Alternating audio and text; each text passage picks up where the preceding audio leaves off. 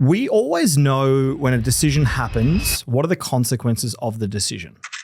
I.e., you hire that person, 3 months later, that was a terrible decision. And so the problem I see a lot of people do is they will reflect and like, I wish I did a different hire or a different outcome, or I wish I never engaged that conversation with that venture firm.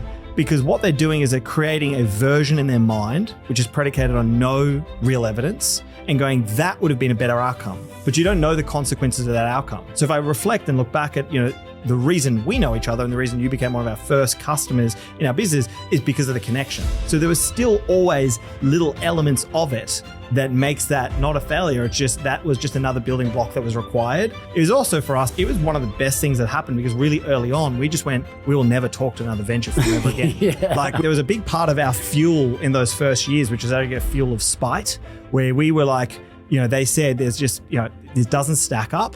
And I said with absolute conviction, I was like, we will be not the company that you invest in and you're going to get 1,000x return, but I know we're going to be delivering a 10 to 20x return. And the reality is exactly what I knew was going to happen, happened. And part of it was always like spite. Like we were like, fuck you, we'll show you. Yeah. And so we did.